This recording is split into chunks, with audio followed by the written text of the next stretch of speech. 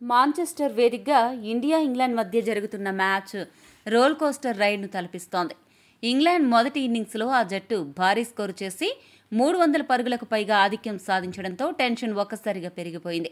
దీనికి తోడు ఇండియా రెండవ ఇన్నింగ్స్లో మొదటి ఓవర్లోనే 2 వికెట్లు కోల్పోవడంతో బ్లడ్ ప్రెషర్ రాకెట్లాగా పైకి ఎగిసింది. ఇండియా పరిస్థితి ఏమవుతుందా అని గుండె జారి గల్లంతైనంత పనైంది. చాలామంది టీవీలు కట్టేసి వీకెండ్ పార్టీలకు వెళ్లిపోయి ఉంటారు. కానీ అప్పటి నుండే అసలు సినిమా మొదలైంది. క్లిష్ట పరిస్థితుల్లో కేఎల్ రాహుల్, గిల్ మేముండగా టెన్షన్ ఎందుకు దండగా అన్నట్లు టాప్ క్లాస్ బ్యాటింగ్ చేసి దుమ్ము దులిపేశారు.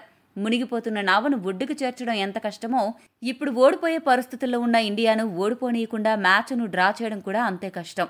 ఆ భగీరథ ప్రయత్నాన్ని రాహుల్, గిల్ భుజాన వేసుకున్నారు.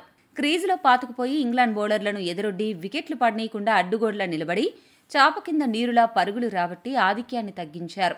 దీంతో వీకెండ్ పార్టీ నుండి తిరిగొచ్చి ఇండియా పని అయిపోయి ఉంటుంది అని టీవీ ఆన్ చేసిన వాళ్లకు రాహుల్, గిల్ సూపర్ హీరోలుగా కనపడ్డారు.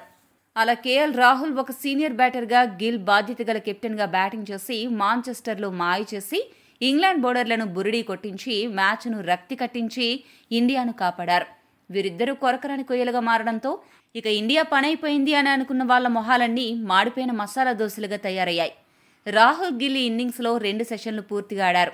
దీంతో ఈ సిరీస్లో అలా ఆడిన మొదటి జోడీగా వీరిద్దరూ నిలిచారు. మొత్తానికి ఈ మ్యాచ్లో రాహుల్, గిల్ అసాధారణ బ్యాటింగ్తో ది వారియర్స్ ఆఫ్ మాంచెస్టర్గా మారిపోయారు. గాయం, అలసట కారణంగా స్టోక్స్ ఈ ఇన్నింగ్స్లో బౌలింగ్ కూడా చేయలేదు. అది కూడా ఇండియాకు కలిసొచ్చింది. ప్రస్తుతం ఇండియాకు ఈ మ్యాచ్లో గెలిచే అవకాశాలు ఏమాత్రం లేవనే చెప్పాలి. ఈ మ్యాచ్కు ఇప్పుడు 2 ఫలితాలున్నాయి. 1 ఇండియా ఓడిపోవడం, 2 మ్యాచ్ డ్రా అవడం. 5వ రోజు గనక ఇండియా మొదటి సెషన్లోనే వికెట్ కోల్పోతే అప్పుడు ఇండియా ఓడిపోయే అవకాశాలు ఎక్కువగా ఉన్నాయి.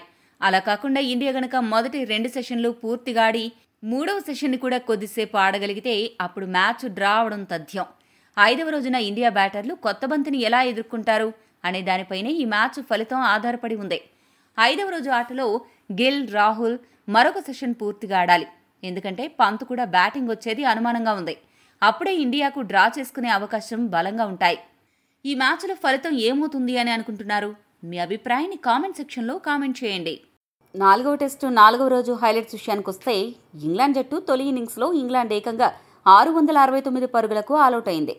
7 వికెట్లు నష్టపోయి 544 ఓవర్ నైట్ స్కోరుతో 4వ రోజు ఆటను ప్రారంభించిన ఇంగ్లాండ్ మరో 125 రన్స్ జోడించి మిగతా 3 వికెట్లు కోల్పోయింది. ఈ క్రమంలోనే 311 పరుగుల భారీ ఆధిక్యాన్ని సంపాదించింది. 77 పరుగుల ఓవర్ నైట్ స్కోరుతో క్రీజులోకి వచ్చిన బెన్ స్టోక్స్ సెంచరీ సాధించి సూపర్ బ్యాటింగ్తో అదరగొట్టాడు. స్టోక్స్ తగ్గేదేలే అన్నట్లు బ్యాటింగ్ చేసి 141 పరుగుల వద్ద జడేజా బౌలింగ్లో అవుట్ అయ్యాడు. మిగిలిన టైలెండర్ బ్యాటర్లలో బ్రైడెన్ కార్స్ 47 పరుగులు, లియామ్ డాసన్ 26 పరుగులు చేశాడు. టైలెండర్ బ్యాటర్లను అవుట్ చేయడంలో కూడా టీమిండియా బౌలర్లు ఘోరంగా ఫెయిల్ అయ్యారు. దీంతో ఇంగ్లాండ్ అంత భారీ స్కోరు సాధించగలిగింది. ఈ మ్యాచ్లో తొలి ఇన్నింగ్స్లో 5 వికెట్లు తీయడమే కాకుండా బ్యాటింగ్లో సెంచరీ చేసిన బెన్ స్టోక్స్ ఓ రికార్డు అందుకున్నాడు. ఒకే టెస్ట్లో 5 వికెట్లు సెంచరీ చేసిన 5వ కెప్టెన్గా ఘనత సాధించాడు. గతంలో Dennis Atkinson, Garry Sobers, Mushtaq Mohammad సాధించగా చివరిగా ఇమ్రాన్ ఖాన్ 1983లో ఈ ఘనత సాధించాడు. ఇప్పుడు మళ్లీ 42 ఏళ్ల తర్వాత టెస్టుల్లో ఈ ఫీట్ నమోదు కావడం విశేషం. అంతేకాకుండా 148 సంవత్సరాల ఇంగ్లాండ్ టెస్ట్ క్రికెట్ చరిత్రలో ఈ ఫీట్ సాధించిన తొలి ఇంగ్లీష్ కెప్టెన్గా నిలిచాడు. ఇప్పటి వరకు మొత్తంగా 82 మంది ఇంగ్లాండ్కు టెస్ట్ కెప్టెన్గా వ్యవహరిస్తే ఈ ఘనత సాధించింది మాత్రం బెన్ స్టోక్స్ ఒక్కడే కావడం విశేషం. అలాగే ఒకే మ్యాచ్లో 5 వికెట్లు సెంచరీ చేసిన ఇంగ్లీష్ బ్యాటర్ల జాబితాలో స్టోక్స్ 4వ క్రికెటర్గా నిలిచాడు. అంతేకాకుండా టెస్ట్ క్రికెట్లో 7000 పరుగులు సాధించి 200 వికెట్లు తీసిన 3వ క్రికెటర్గా కూడా స్టోక్స్ నిలిచాడు. అతడి కంటే ముందు ఈ జాబితాలో గ్యారీ సోబర్స్, జాక్వెస్ కలిస్ ఉన్నారు. మొత్తానికి బెన్ స్టోక్స్ వరల్డ్ క్లాస్ ఆల్రౌండర్గా మరోసారి తన సత్తా చాటి అదరగొట్టాడు. భారత బౌలర్లలో రవీంద్ర జడేజా 4 వికెట్లు పడగొట్టగా జస్ప్రీత్ బుమ్రా 2 వికెట్లు, వాషింగ్టన్ సుందర్ 2 వికెట్లు, అంశుల్ కంబోజ్, మహ్మద్ సిరాజ్ చెరో వికెట్ పడగొట్టారు. ఈ మ్యాచ్లో team India star bowler Jasprit Bumrah ఓ చెత్త రికార్డును తన ఖాతాలో వేసుకున్నాడు. తొలి ఇన్నింగ్స్లో 33 ఓవర్ల పాటు బౌలింగ్ వేసిన అతడు 2 వికెట్లు కూల్చి ఏకంగా 112 పరుగులిచ్చాడు.